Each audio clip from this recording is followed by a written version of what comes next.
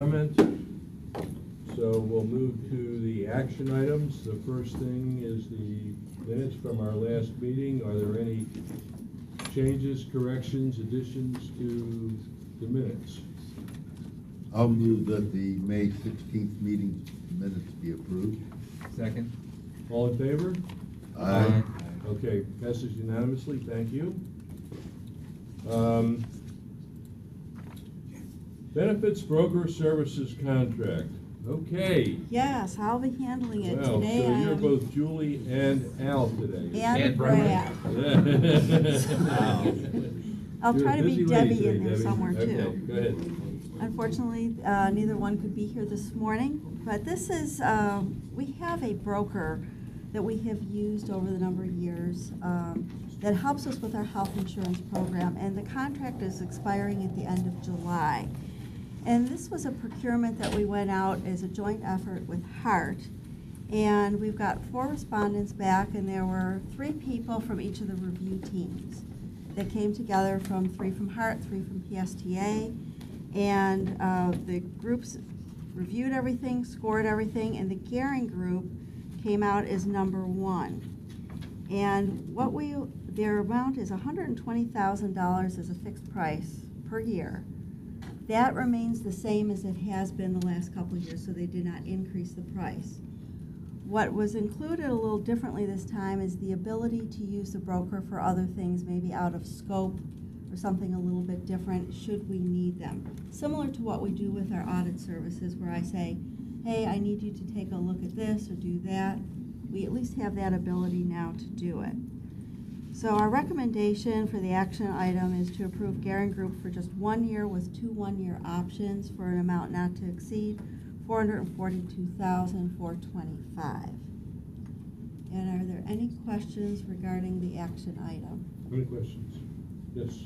What are Mr. some? Shulman. Yeah, what are some of those off-label sort of services? You know what? In the number of years I've been here, we've never had to ask for any. So I can't really think of what it would be. Okay. But if it should come up, we have the room to do it within the contract. Okay, so is that what made for a much higher technical score for Gehring Group, their ability to do that, or? I think that they are so focused into this as part of what they do. And both sides of the bay just found that their proposal was so much more robust. They have come up with a lot of innovative things in the past. They brought a lot of innovative suggestions to the table for this RFP as well that we haven't even heard of yet. So Okay. we're working with. Okay. Thank you. Other questions? Yes, Commissioner. So the Hart folks also are using them? Yes. So both of you. And did they use them before? They did not. Okay, so they are actually making a change. Yes, they are. Interesting. And the benefits to doing it together, just your thought process? I mean, the price didn't change, but is that probably part of the reason? Well, it costs, I'm going to say, somewhere between probably $15,000, maybe a little bit more, for staff time to do an RFP and bring people together. So when you've got 2 different procurements going, 2 different groups going, you're having efficiencies of staff time. Okay. The So proposal that itself helps. necessarily wasn't. Right. but They the- actually had the option of being able to choose a different broker perhaps, but everyone was on the same page. Super, thank you. You're welcome. I have, Commissioner. And I have no question. With regard to what the Gehring Group does, what is sort of their wheelhouse as far as what their focus is on? It's on health insurance, working with the health savings accounts, FSAs. They do the negotiations on the health insurance, all the health insurances, whether it be dental, vision, etc. They also bring with them, specialized lawyers in that field that we have tapped into over the time when we come up with interesting ideas to pursue. Yeah, okay, so based on what Commissioner Eggers asked, then, so we've used Gehring Group before, but Hart has not, is that correct? That's correct. So, in a way, this benefits them because this gives them clout with a sort of a big player in that field. And it also gives both of us a little bit of savings because of the fact that we're combining the bidding process and the evaluation process Absolutely. and all that kind of thing. Yes. Okay. All right, so that's good. Yeah. One other question. Oh, yes, sir. Go Yeah, ahead. on the price, I noticed that it looks like Gehring scored third on price only, so what were the prices of the others, just? That I do not know, but I can find out. Yes, okay. Mr. Do- Schulman? Were the, I know you don't know the prices, were all of the prices firm fixed, or was Gehring the only one that was at a fixed price? No, I believe they're all firm fixed. Okay, anything else? All right. So we have no idea. I don't. They generally keep the prices separate even from the review groups. And then they do an analysis on it, and I can easily get that information. Do you have that? Debbie, I don't have the specifics of the pricing, but was an observer for that. And one of the biggest differentiations too was the software package that they provide. Oh, Bentech. So that's an in-house software that they make available and allows us to do the online enrollment for open enrollment and any other changes, and it's very beneficial to finance as far as our invoicing and everything goes too. So that probably would have been summarized under the total tech score, Yes. and that's why they did so well there. Right. So that would, if I could just piggyback off that, does that mean we've saved money in effect by virtue of the fact that we're not buying similar software? Exactly. Yeah. Okay, all right, good. Okay. All right, and Gallagher Group, we used Gallagher a few years ago, right? I will look to Michael. I don't No, recall no. them. I think Gehring Group, you mean? No, Gallagher was Gallagher. one of them. Gallagher. No? Well, and First Florida, we didn't use them in the past either? No, I don't So these were think- just two additional bidders that we've had, so Yeah. we've used, I know we've used Gehring the past few years. I think Gehring was our first broker we've used here at PSTA. Okay, okay. So do we have to give a recommendation if we don't know that information? Can we just wait? Just, Has to be by the end of next month. I mean, I'm talking about Oh, for the for- finance committee to do it. I mean, I'd just like to see what the numbers are, that's all. Oh, we So can, I just don't personally want to support it if I don't know what those prices are. okay. If one's 200 and one's 190 and one's 180, or is the one, I just have no idea, so. I can't- Maybe, Michael, you can email, like, Al, and I know he's in another meeting this morning, but maybe we could get that this morning, or in purchasing. Thank you. So we'll set that one aside for now, or do you want to make a recommendation? Well, Subject we- to. we need to have this recommendation for the board meeting next week, so, It's gonna see if you can get that info. yeah, if you get the information, if Okay. we can make That'd be an great. Just approval hold off a subject little to that. yeah. Okay. All right. Okay. Thank you. All right, TD grants and agency agreements. Okay. All right, I've got Pam Wrights with me Yep. today, Yep. Hi, Pam. and Pam is our grants manager. So she's done a lot of work on this as well. And we're bringing 3 action items before you today for our Transportation Disadvantaged Group. One is our annual trips and equipment grant. And the good news is this has gone up $558,000 from last year. So a lot of it has to do with the number of trips that we provide. But I think that the fact that we have lobbied and met with the folks at the state level, this has helped as well. And I'm sorry Patty Johnson isn't on our committee to hear this. She'll be very thrilled. Right. Very thrilled. So our first recommendation is on acceptance of the trips and equipment grant. And we are now in our 6th year of being the CTC for Pinellas County. So we've been doing a great job. They've gotten, PSTA has gotten excellent reviews on that. And we also are bringing forward today some annual not-for-profit agencies that we pass through money to. And they are Neighborly Care, Park, Arca Tampa Bay, and Lighthouse. And because 3 of the 4 are over 100,000, we're bringing just all 4 to the board. for approval on this, and they provide trips their own to the TD eligible clients. One of the things that I did not mean to skip over, but I left for last, was that we are going to become a pass-through, we think, for just 1 year to the MPO for money that they would normally get. And this is money of $39,000 that goes towards a variety of task orders, of going to meetings, setting up public processes, etc., and it's for $39,000. And I don't know if you'd like to explain any more as to why this is happening this year? We don't have a whole lot of information other than the CTD had made a change for this year, and instead of issuing that money directly to Forward Pinellas for this 1 year, it got put in our money. It's not part of the 3.8, but it just got put into our pot of money to where now for this 1 year we just have to pass this money through to them. They're trying to make the change back for next year so that in future it'll go back to them issuing it to them. We're also currently working on an MOU with Forward Pinellas regarding the funding. So are there any questions regarding our annual acceptance of grant funds? Okay, questions? No. No? Okay. Do I hear a motion to move this forward? Move approval. I'll support. Okay. All in favor? Aye. All right, passes unanimously. Thank you. Yeah, I think it's a big number, but I think it's okay.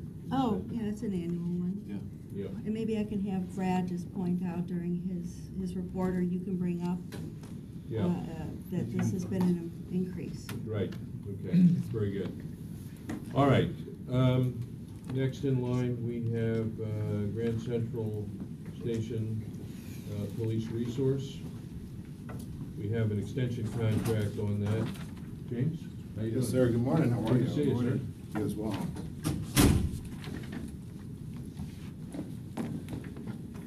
Good morning, everyone. James Bradford, COO. With me this morning is our Superintendent of Safety, Security, and Training, Theo Backham-Hollis. And this morning, we're here before you with this item, action item. We're actually seeking your approval for an amendment between PSTA and the St. Petersburg Police Department for annual auto renewals of this lease agreement. Now, we came before you last year to present this item. It was a new idea. It was a new concept. Theo worked behind the scenes with St. Pete Police Department on utilizing some space that we have down at our Grand Central Terminal. We have a room back there that they were interested in using. For them, it gave them a presence in the Grand Central District. It gave them a way for some of their patrolmen to go in, check emails, do reports without having to go all the way back to their main office. And for us, it gave us a police presence there in an area where activity is certainly picked up in a way where we would always have to change our patrol orders for our own security team and even call the police down there. So it was a win-win for both sides.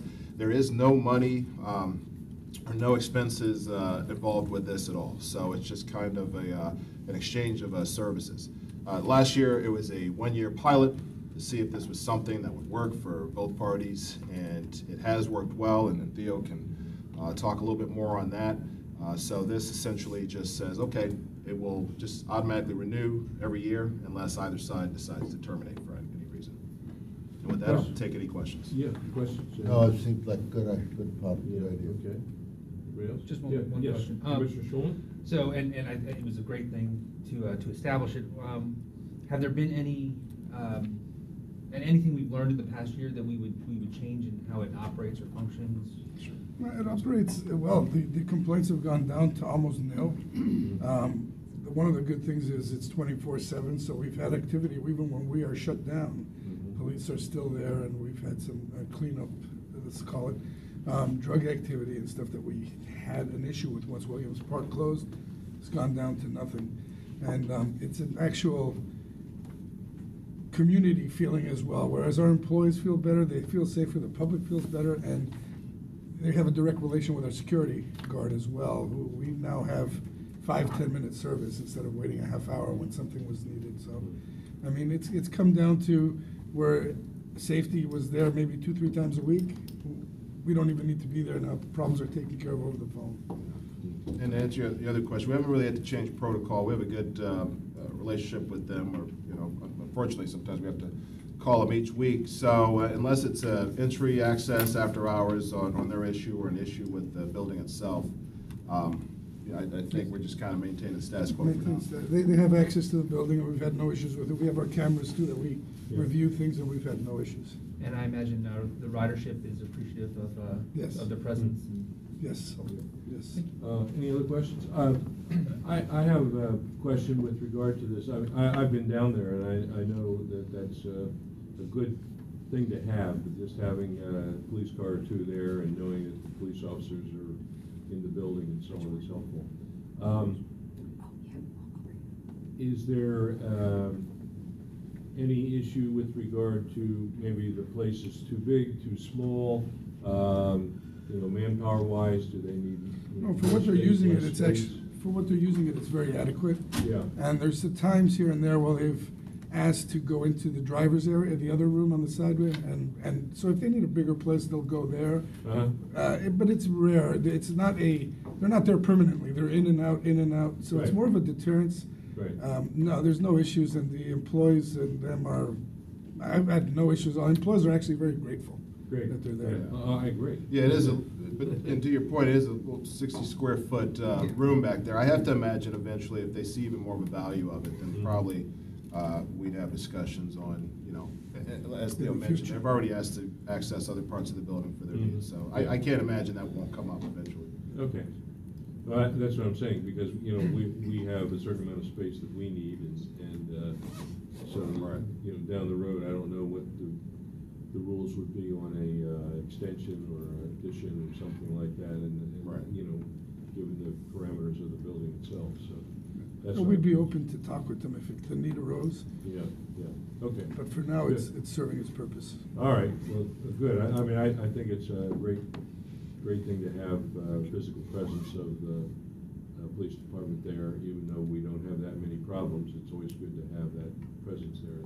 It's sort of a deterrent to have them. No, absolutely, absolutely. Thank you. It's been a good partnership. Good. All right, do I hear a motion? Move approval? Second. Okay, all in favor? Aye. All right, thank you, gentlemen. Thank you. Appreciate it. Appreciate it. Would that be consent as well, or? I think that's consent, yeah. Okay, federal lobbyist contract extension, okay, this is of interest. Okay, good. Well, as you know, we've had Van Scorik representing us in Right. DC and has done a very good job with relationship to that. And we had it for 3 years plus 2 one-option years. And I can't believe we've already gone through 3 years of the contract and we're up for the options. And so we have to allow Brad to exercise these options. And if you've noticed lately, when we do the write-ups, we'll say, we give him that authority. In the past, we have not. But this is one of those ones where we have to allow him the option to extend with your approval, with board approval, for the next year and for the following year, if the board chooses to do so. Their fee has been fixed at $7,000 a month for the full 5 years of the contract, should we choose to use them. So I think they've been a great benefit to us. They've helped us arrange all the meetings in Washington and in the district. Been very helpful with the central FBRT especially. Questions? Yes. And when we went out for this before, if I remember, it was bid out. It was. So Mhm. probably in a couple of years, we'd do that again. We sure but, will. Yeah. And this is the first time PSTA has ever used a federal lobbyist. Yeah, I've been up to DC on one of our trips, and the folks at Van Scoik did a great job of coordinating all the meetings, making sure that we had access to not only elected officials where possible, but also with regard to various administrative people involving the transportation industry, et cetera. And so I would vouch for the fact that they've done a very good job, and they've also done a good job of keeping us informed as to what's going on in DC and what they anticipate in terms of issues or With all those benefits to us. changes, it would be not a good idea to make any of the changes for our people. Right. So. Quick Okay, question. yes. And I realize Brad's not here, but based on the original requirements for their performance, have they delivered on what we've asked them to do? I mean, I've been here about a They year or have. so, so I wasn't involved in the original contract requirements. They have. Some of the requirements is to maintain a presence in DC as well as here locally. They have done their stewardship, I call it stewardship, where they come in and present at least annually to the board. They are also involved at the legislative committee and every committee, either by phone or in person. Okay, so they've delivered on what we've asked them to do? Absolutely. And we're happy with that level? Yes. Okay. A lot of that work is actually, for want of a better term, behind the scenes, Mhm. where they're actually involved in meetings, or involved in presentations and other meeting, larger scale meetings. So they do a lot that we don't necessarily see on a daily basis. I fully expect most of the contractors we use do a Yeah. lot that we don't see. Yeah, so, okay. Second. All right, all in favor? Aye. Okay. Now, I don't know if that would be something we want to discuss, or if we want to leave that as a, I would say discuss. Is this consent? Action? yeah. Oh, action? Yeah, Mhm. just Okay. leave it out there. Okay, all right.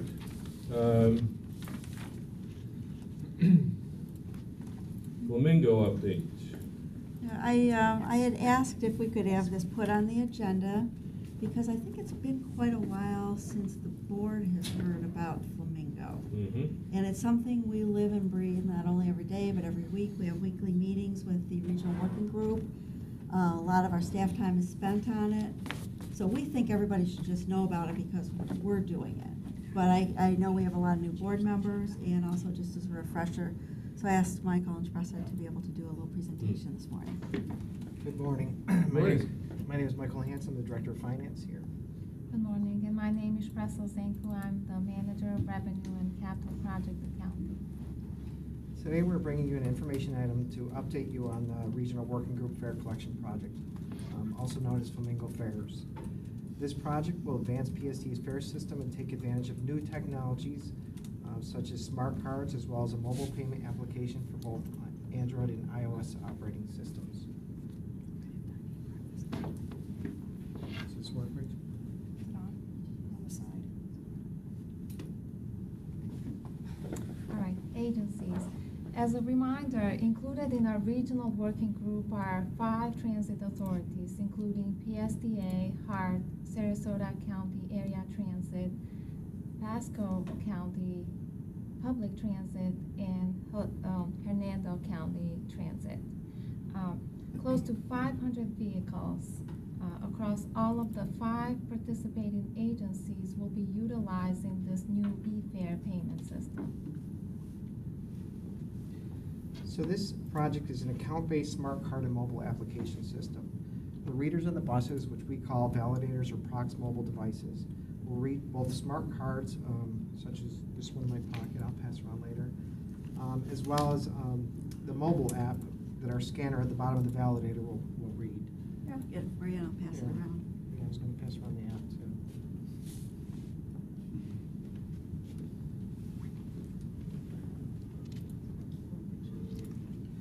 So we believe this project will bring many great benefits to the customers here at PSTA, such as ease of purchasing of fare media and reducing the time to board the buses. The customer would just be able to get on the bus and tap and go with the card or scan their mobile app. Our riders will be able to manage their accounts through a mobile web browser or PC. And our system will be the only system will also accept open payment. So a user will be able to use a contactless credit card or pay with Android Pay or Samsung Pay or Apple Pay. And one of the great benefits too is we'll have much better data coming in for our UPass and CPass customers. So we'll be able to see the actual ridership for those 2 programs. It'll help us better structure those agreements with those partners in the future. Can I ask a quick question? Sure. Just, sorry, about the open payments, that puts money back onto their account. The open payments will allow the customer to pay with Apple Pay to pay for a ride, to pay their $2.25 fare with a ride, or to tap a credit card and pay the $2.25 fare. So it doesn't put money back on their smart card account. It actually is another form of payment. Okay, so I walk onto the bus Uh-huh. with my smartphone and I have Apple Pay. Yep. I can use that right then and there. Yes. To pay for it. So you wouldn't need a Flamingo account. You Okay. wouldn't need a smart card. You could just pay with your phone. Okay, and that's why I wasn't sure, because we're talking about the Flamingo based, I wasn't, so that is part of the whole picture, but not within Flamingo's structure. Not with a smart card or a mobile app. It's Okay. a separate payment method. Excellent. Yep. And we'll also be introducing a concept called fare capping. This is where a customer, as they tap, they'll earn their passes. So the credit for each of those rides will count towards a pass, and they'll max out at a day pass and a monthly pass during the calendar month. So they always pay the best fare possible. And besides advantages to our customers, we'll also have an advantage for PSTA. It'll save us costs at the end of the day to have a Pinellas-only system, since we'll be sharing the cost with these other 5 transit agencies. I don't know if you want questions at the end or if you prefer them while we're going through, but I had a question about the fare capping. Sure. So if I'm a parent, which I am, and I have a child that's traveling with me, so they're their own fare, am I having separate Flamingo accounts that I'm switching between? Yes, you'll have to have 2 accounts. that you And switch how, between. are we training bus drivers or asking bus drivers to make sure that we're switching between accounts to make sure that we're not fare capping? Like if I have 3 kids, I could get fare capped as one person pretty quick. There's a system called, we have passback rules, so a customer won't be able to just tap their card multiple times. Okay. There's a time window between taps, so you wouldn't be able to just tap 3 times and immediately cap and allow 3 people to get on the bus. Okay, so it forces you to switch to a different account. It will force you to switch to use multiple. Okay. Well, we also are looking at family Yeah, passes. we are looking at introducing So you only family have to pass. Oh, I'm all for the family pass. I just wanted to make sure that with the fare capping, that there was some protection. Yeah, there's making sure safeguard that we're settings. switching users. Yeah, there's safeguard setting that would force a user to switch. They wouldn't be able to just hand back a card to another customer. Okay, thank you. All right. Our core Flamingo applications include the following. Customer-facing website. If you haven't seen the website already, our website is located at www.flamingofares.com. And on this website, a customer can go and learn about Flamingo Fares, register their Flamingo card, load funds on their account, check the balance, set auto loads similar to the SunPass, or add any products if they're available for a certain agency. Institutional website. This is a website where institutions such as CPAS and UPass clients will be utilizing to manage their accounts by performing functions such as adding members or deleting the members from the system, so they will be able to manage that. Flamingo mobile app. This is a mobile app for Android and iOS devices, just like Michael mentioned. And customers will be able to perform the functions just like on the website, but this is basically a digital Flamingo card that will be stored on their mobile phone. IVR or interactive voice response. This is a phone system where customers will be able to call in and check their balance, also load funds and perform many other options that they're able to perform on the flamingofares.com. Another question? Okay, good. Yes. I'm gonna ask one question per slide, just to make sure it's consistent. So as far as the CPAS, I know traditionally where, members of the CPAS program would just show their hotel room key or their ID for the institution to be able to use it. So now we're gonna have them scanning, to activate that? Yes, we're gonna have most of the CPAS and UPass customers using the mobile app. So the CPAS and UPass customers are using the institutional website to add their customers, to attract their customers, and they'll use the mobile app to scan. So how's a guest at a hotel that's a member of CPAS interfacing with that system? I mean, are they then required to? We're working with our vendor to set a coupon code or set something so they, when a guest comes to a hotel, they present them with, this is your ride that's offered, and then we will be tracking the ridership in the back office based on that and build the CPAS client. Okay, so those guests would still then wind up using downloading an app and inputting that code Yes, our institutionals will be based on the mobile app. This is a decision that was made, and it will be mobile app. Was it a decision made in conjunction with the CPAS institutions that are involved, or just at PSTA's level? I mean, do we go back and ask the hotels that are using the service whether that would work for them? We have a representative at PSTA who has a relationship with CPAS and UPAS clients, and this was introduced to them, and we are working on them. Actually, I went to one of the UPAS customers, and we presented the Flamingo idea, and we are working on the future agreements to have Flamingo implemented for the institutions. Okay, I just want to make sure that as these enhancements come along, that those that are already part of our programs, whether it be CPAS or UPAS, are part of the conversation, and we're not just telling them what changes are coming their way, and then there's a level of unhappiness. They're actually really excited about this. I imagine they want to track the information Because it's just as much better as... information Sure. for everyone. But I also know that for hotels in particular, they don't want to make things more complicated for guests to be able to use services, like, so I don't, ultimately they may update their room key cards, something like that, to be a smart card, or have, any number of ways to do it, and I think it's good. I just wanted to make sure that they're part of the development process, since they were confident enough to jump in, when the program was new, that they're there with us as we grow and change.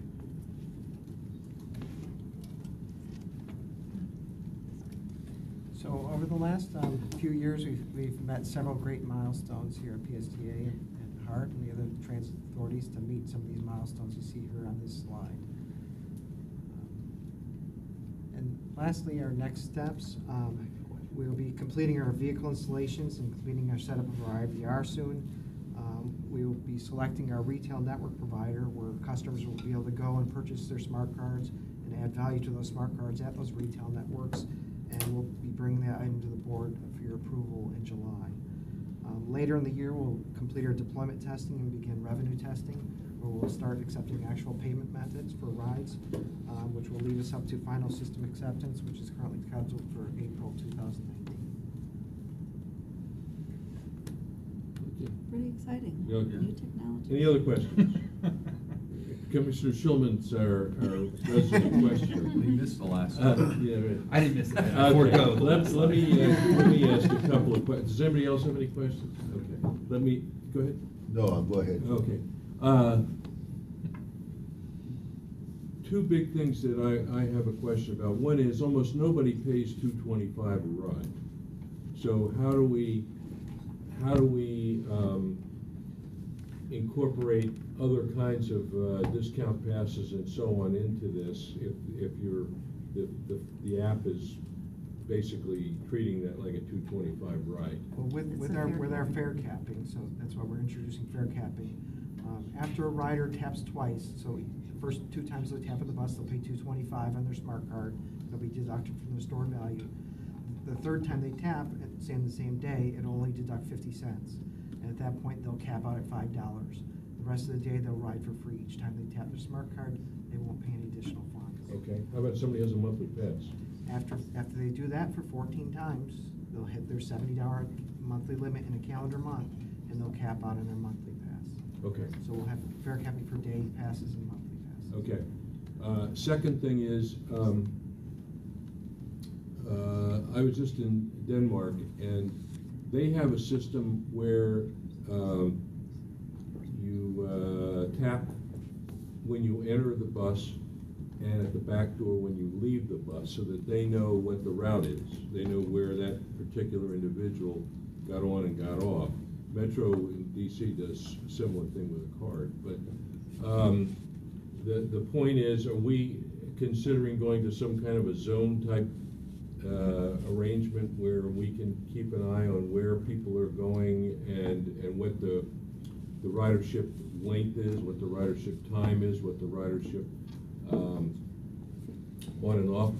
Yeah, I know So we know which bus routes are the most crowded at between certain stops, that kind of thing, so we can gather that data so we can plan our routes more effectively. Yeah, I know some systems have zone fares where they pay a different amount depending. Right. That's why they have the tap-off feature. Yeah.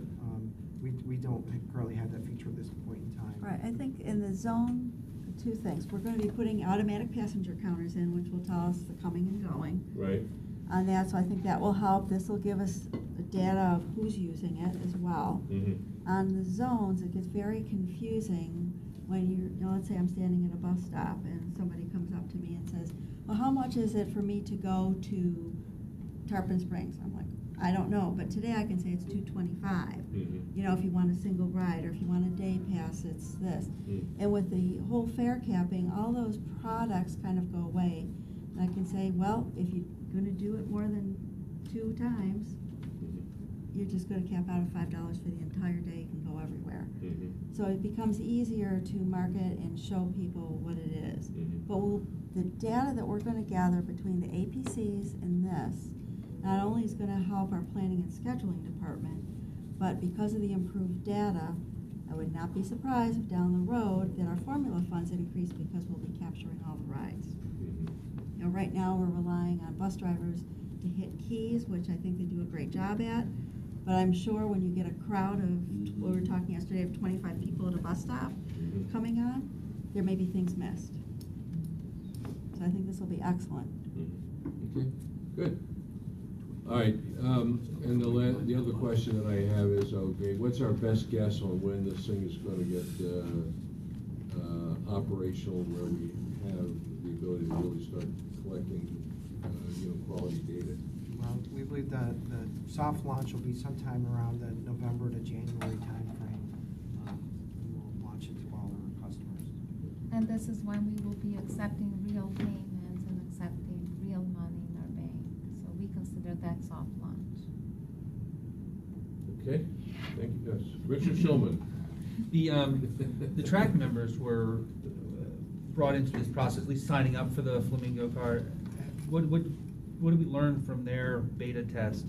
Yeah, we started our deployment testing, and I believe we invited about 100 outside customers as well as track members. I think we distributed maybe 50, 60 cards. I think so far we've just learned about some issues on the buses, issues they've had with the Flamingo Fair's website, issues with some of our validators, and we've been able to correct those issues as they arrive, as they come up. Okay, and I know from the track meetings, the response has been positive from those folks using it, so. Oh, yeah, they love it. Mhm. Which is more problematic, the software or the devices and so on? I would say right now, probably the equipment on the buses rather than the software, but we haven't had too many problems. It's not really problematic. It's a new system, and introducing it to the public and making sure they understand how it works. And I think sometimes it's more user issue, but our vendor is there to help them, and we are here to help testers as well. Okay, cool. All right, any other questions? Okay, thank you very much for bringing us up to date on this. This is a pretty exciting project, so we'll be looking forward to hearing from you periodically as we get closer to launch. Thank you. Thank Great. you. Thank you.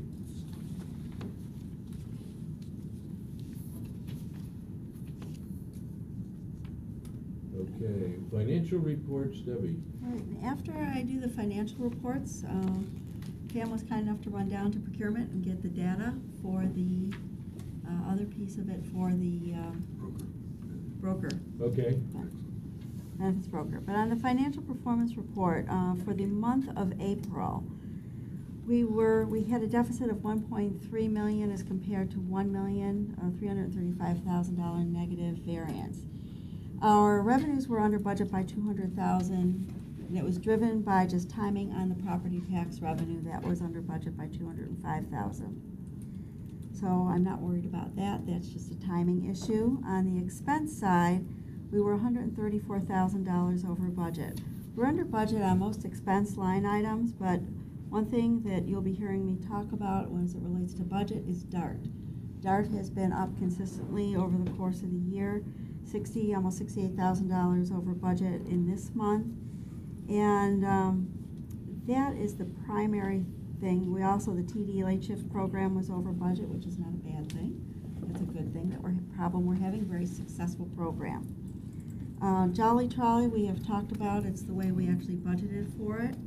We budgeted on Jolly Trolley net of the fare revenue.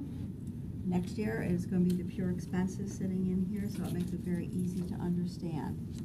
On a year-to-date basis, we are currently about $350,000 positive variance to budget as a surplus. We're anticipating that by year end, we will be about $792,000 surplus that we're going to be rolling into next year to help us with next year. So we're doing very well this year.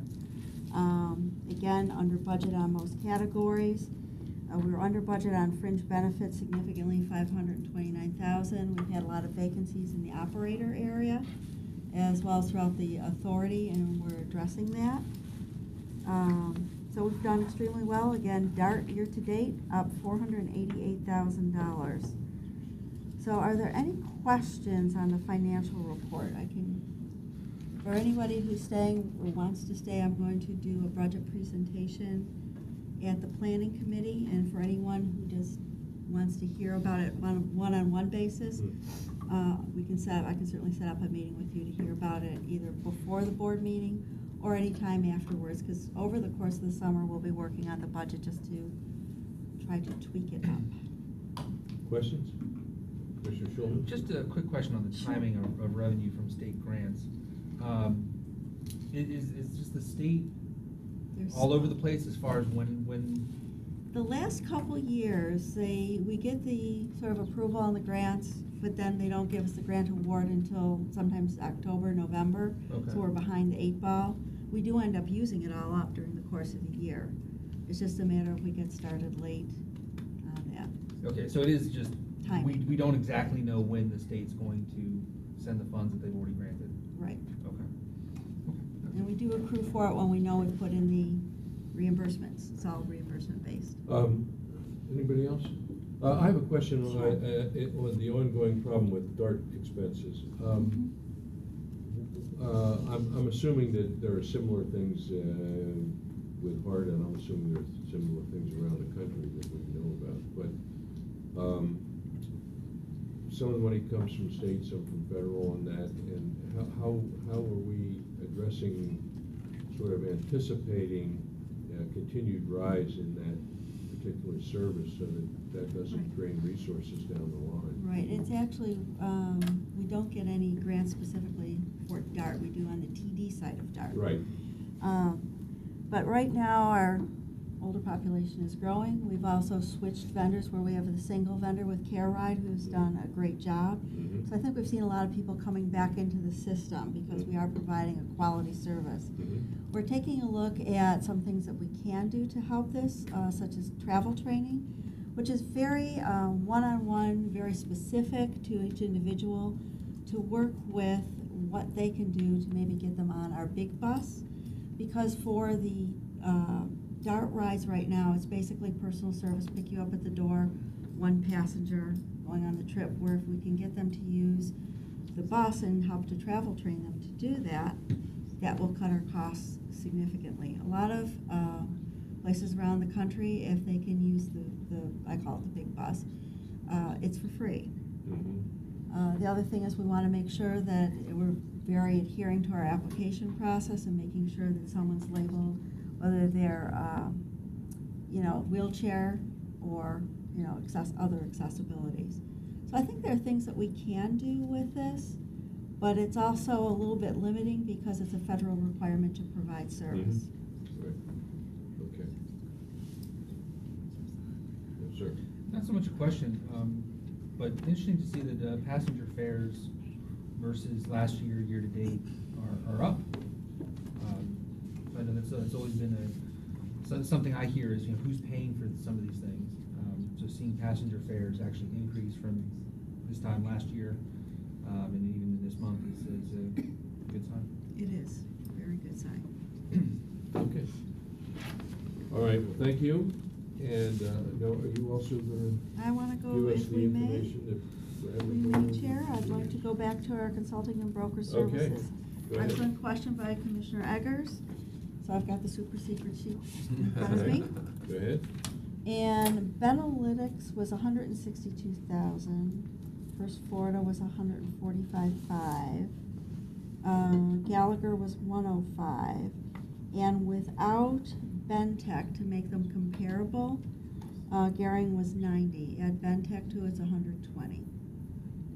So they were actually the lowest one on an apples to apples basis. Oh, if you take out that other. When you take out the Bentech software for us to use, they were the lowest. Okay. So what was First Florida again?